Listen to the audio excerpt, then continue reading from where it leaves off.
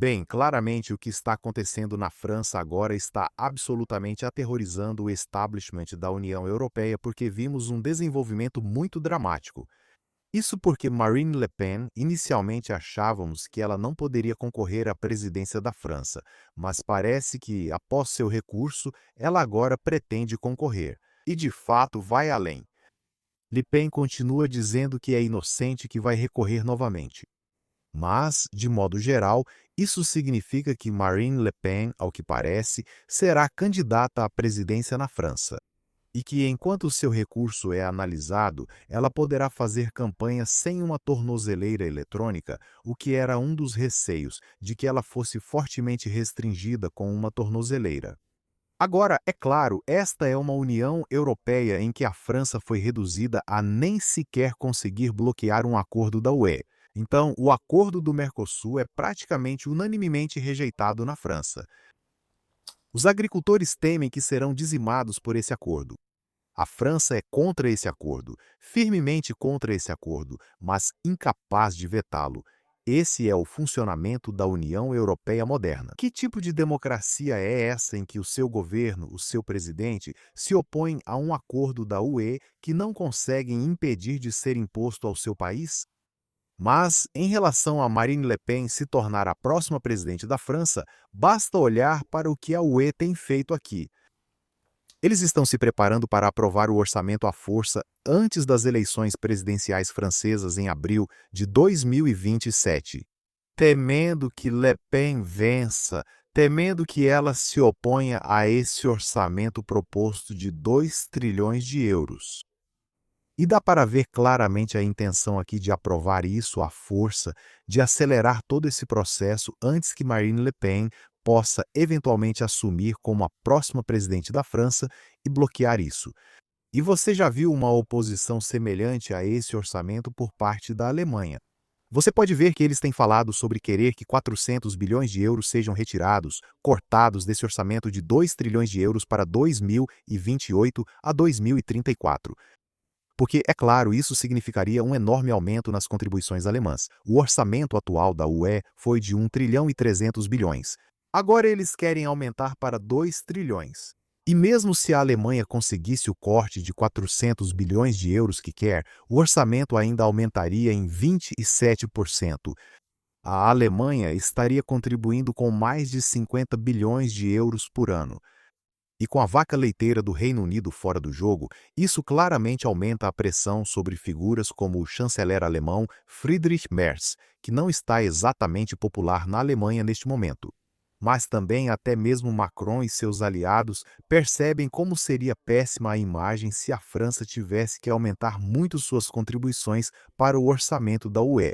A ideia de Macron parece ser encontrar, lembro que nos disseram que a UE era só sobre comércio, certo? É encontrar novos impostos em toda a UE para financiar um orçamento de 2 trilhões de euros, temendo que se as contribuições da França aumentarem massivamente, como as da Alemanha devem aumentar, isso, é claro, ajudaria o reagrupamento nacional eurocético. Agora, em relação à posição do partido de Le Pen, reagrupamento nacional, eu acabei de ouvir Jordan Bardella, porque Jordan Bardella teria sido o candidato presidencial se Le Pen tivesse sido impedida. Na verdade, ele é visto como menos eurocético do que Le Pen, e mesmo assim ele estava se opondo ao orçamento da União Europeia. Ele chegou a falar sobre a França reduzir pela metade sua contribuição para o orçamento da União Europeia. Então, concretamente, como isso vai funcionar amanhã? Se você for eleita, vai a Bruxelas, bate na mesa e diz: não, na verdade não vamos pagar, você para o pagamento porque tudo isso vai ser negociado. São 27 países, o governo francês também tenta reduzir essa contribuição. Como isso funciona? Você tem várias chances. Você sabe. A União Europeia é como um grande condomínio. Bom, acontece que a França tem alguns dos maiores apartamentos com um dos terraços mais espaçosos e o maior número de vagas de estacionamento. Bom, só que hoje a França A Alemanha é a maior. Não estamos longe, estamos logo atrás, e nosso desejo é que a França, na próxima década, se torne a principal economia europeia. Vamos falar disso novamente. Mas a França hoje não é mais capaz de defender seus interesses no cenário europeu. Vimos isso com a energia. Graças à energia nuclear, a França deveria poder se beneficiar da eletricidade mais barata e com menor emissão de carbono da Europa. Como? Como faço isso na prática?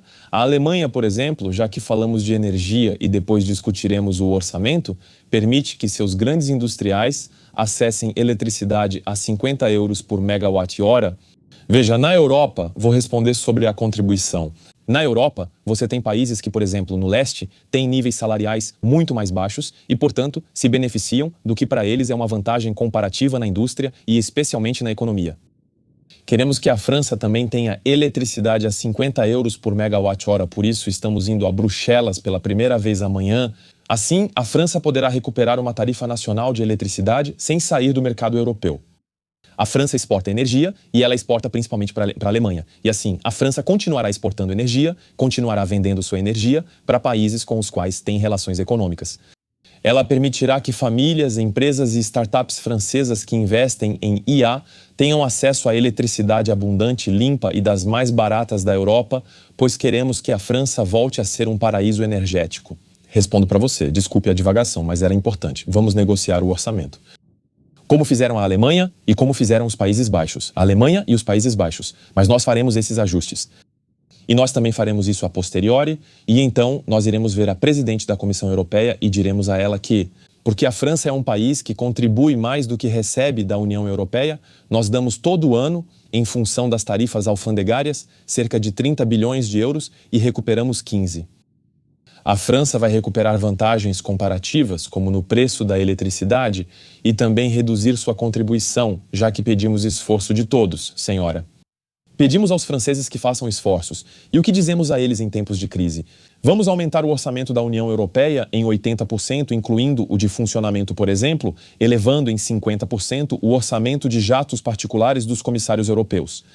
Você não acha que isso choca e indigna milhões de franceses de quem se exigem esforços todos os dias? Faremos as economias necessárias e devolveremos o dinheiro deles. E porque a França tem vocação para se fazer respeitar e defender seus interesses. Primeiro no cenário europeu e nessa copropriedade que é hoje, essa cooperação entre países europeus. Vamos negociar a redução da contribuição da França, como fizeram alemães e holandeses. Não somos menos espertos e acredito que somos tão inteligentes quanto outros europeus. E além disso, outros exemplos na França da elite de Macron e seus aliados são descritos lá como blindando a França contra Le Pen antes da eleição de 2027. Isso é muito democrático, não é? Basicamente colocando leais a Macron em posições críticas para impedir que o reagrupamento nacional execute o que é descrito como sua agenda populista. Isso mostra grande respeito pela democracia, não é? Mesmo que você vença a eleição, nomearão pessoas para tentar barrar sua agenda. Veja a citação: Macron está preocupado com os perigos e quer proteger seu legado. E um embaixador francês falando ao político disse que tudo estará resolvido antes da eleição presidencial em maio de 2027. Como eu disse, isso é que é democracia? E só para te dar um exemplo do que está acontecendo na França, um aliado de Macron, na verdade um ex-chefe de gabinete, agora vai comandar o Banco da França. Como isso pode acontecer? Eu não sei, mas isso mostra o que está acontecendo na França neste momento. E por que existe tanto medo de Le Pen vencer? Bem, é porque o establishment pode ver as mesmas pesquisas que todos nós podemos ver. Elas são muito consistentes. Mostraram que no primeiro turno da eleição presidencial francesa, Le Pen está absolutamente muito à frente de qualquer outro candidato. Agora, como nenhum candidato provavelmente vai conseguir mais de 50% no primeiro turno, isso significa que haverá um segundo turno. Você pode ver que Mélenchon está em terceiro com 16%. Você pode ver que se esses dois passassem, se fosse Le Pen contra Mélenchon da esquerda, Le Pen venceria com mais de 67% dos votos de acordo com as pesquisas atuais. Mas o importante a notar aqui é que não importa quem Le Pen enfrente, qualquer um dos candidatos mais prováveis atualmente em um segundo turno contra ela, Le Pen vence todos. E é por isso que você está vendo esse pânico do establishment em Bruxelas e, de fato, em Paris.